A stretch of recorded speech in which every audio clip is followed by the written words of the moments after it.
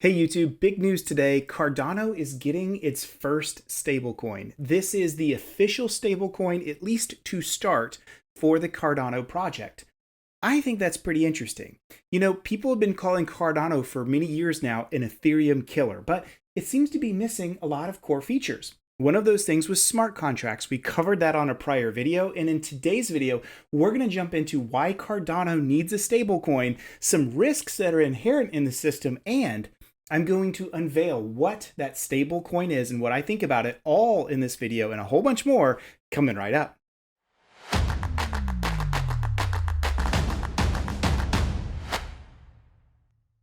Hey friends, thank you guys so much for joining me here. Really glad you have found this channel, whether by search algorithm or by subscribing. It means a whole lot to me that you are carving some time out to watch this video.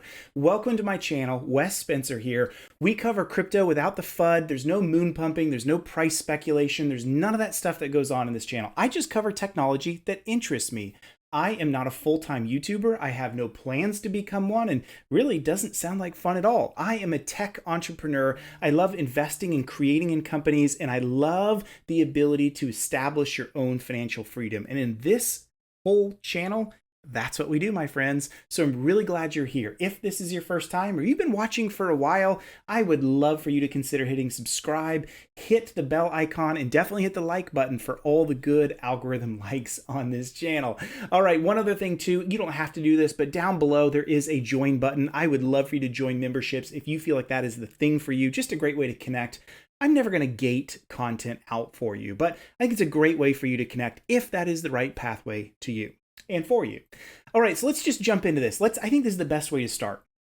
If we know Ethereum has challenges. A while ago, I did a video called Ethereum You Suck. And while I'm a big fan of Ethereum and still am, and that was a bit tongue-in-cheek, the message I was trying to get across was Ethereum is bogged down. It's slow, it's expensive, and while it runs more tokens and more ERC20 contracts and more innovation than any other platform I can think of, at least as like a layer one solution, it's got its challenges. It's got some real struggles in the environment that make it hard for users like you and me. The biggest one I would point to would be gas fees, right? We know they're astronomically high. I'm going to cover that in just a minute.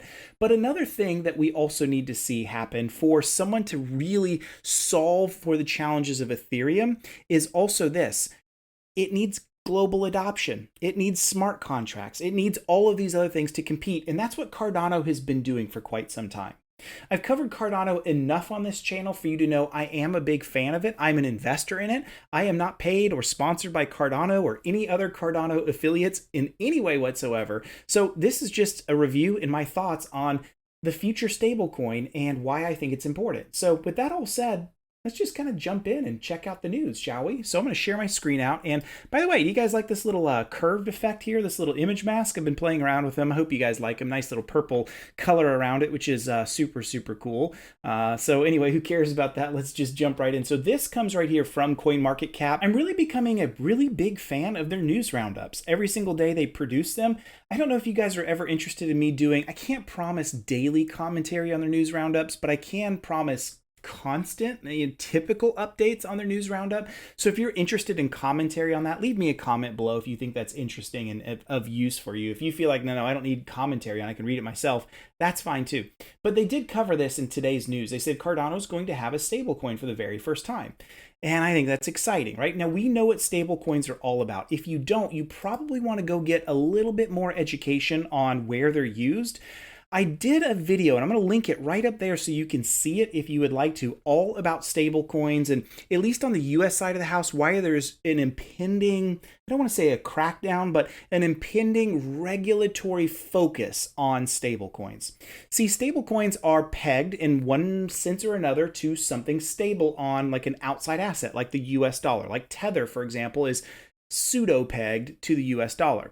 And it serves as a great intermediary between US fiat and crypto. So let's say I have a bunch of Bitcoin, for example, and I think that Bitcoin is going to crash in price. Then what I might want to do is sell my Bitcoin. But instead of selling it before the market crashes too far down, before selling it, or I should say, instead of selling it to US dollar, maybe I want to hold it in the crypto ecosystem. So instead of just selling for US dollar, I sell it for stablecoin.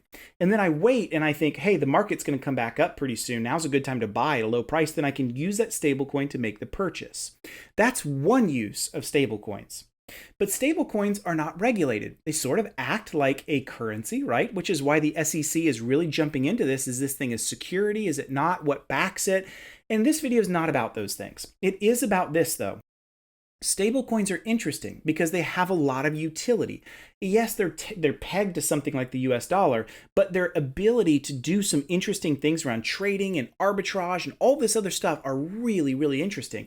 And that's why you see earning platforms like Celsius. And by the way, I'm a huge fan of Celsius. If you're interested in checking them out, I have got a very special offer down in the comments below. You can check that out. It is a referral code. If you're thinking about getting into Celsius, check my videos out on it. And if it's right for you, go for it. But Celsius and many other earning platforms, BlockFi and others, have really high earning rates. And the reason they do, at least on stablecoins, and the reason they do is because of how they can be lent out where there's a lot of demand and not enough supply. And I covered all of that in the previous video. So go watch that video if you want to know more about why stablecoins are so valuable. But that brings us up to today's point. The big thing today that you need to know is this: Cardano needs a stablecoin. It doesn't need just one. I'm a fan of multiple. I hope there are multiple competing stablecoins in the Cardano ecosystem because competition is good for us all. So let's jump into the news and let's take a peek at that news specifically around the stablecoin. So here is a link. This is from IOHK. This is like the group that steers Cardano, the open source group. And so they produced a blog article that came out on the 25th. that talks about this specifically. So apparently there was a Cardano summit in Laramie, Wyoming. Laramie is beautiful. I don't know if you guys have ever seen Laramie. I think that's awesome. I wish I had known about it. I wish they would have invited me to go. I would have loved to have attended the Cardano summit. That sounds like a lot of fun. And so one of the things they introduced on the main stage was the creation of the stablecoin. Now, to be clear, a lot of the news articles out there are talking about it like it's Cardano's themselves. And that's not quite true. They're actually lending it out or maybe sort of certifying the creation from a third party, the COTI development group. And we'll cover that in just a minute. We'll go back to that, but just time out on that. So one thing that's interesting about it, it's called the Djed. If you've never heard of Djed, that is I looked it up on Wikipedia. It's an Egyptian hieroglyphic that's a sign for stability. So it's pretty aptly named, isn't it, for a stable coin in the Cardano ecosystem, at least as long as it accomplishes the stability that's looking for. And it's based upon an algorithmic variant or math that establishes its stablecoin ability. It's a lot more like what you see with like Luna. I covered Luna a long time ago and it's done really well in performance. It's kind of like that in the sense that it's not necessarily just pegged to like US dollar. Like with Tether, for example, allegedly there's a whole bunch of US dollars set aside that establishes the 1-to-1 ratio of Tether to US dollar. This is algorithmically designed and there's math behind it that goes into the smart contract. And I'll show you a peek of that towards the end of this video if you want to see that as well. So that's kind of interesting. And so we really have to trust the smart contract, don't we? We really have to trust that this algorithm is going to be sufficient and capable of handling both the scale and the security itself to know that we can trust the stablecoin itself. So we need to be careful about that. We need to see where this whole platform with Djed goes and just make sure that it is going to be stable. So there it is. You can see more about the news article itself. There's some interesting quotes that do exist in all of this. You know, one of these right here is this quote from the CEO of COTI Group, who is the overseeing group that's sponsoring its creation. I believe that the Djed stablecoin to the Cardano blockchain will significantly improve how transactions are settled on the platform.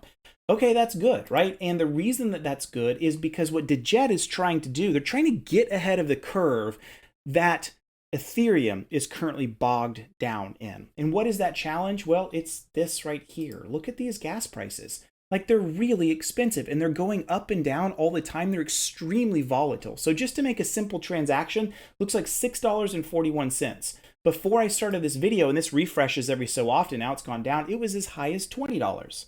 And so it really is fluxing up and down depending on demand and usage. And yes, we know some of the new contract changes came to the code that's supposed to help address some of that, but it's expensive.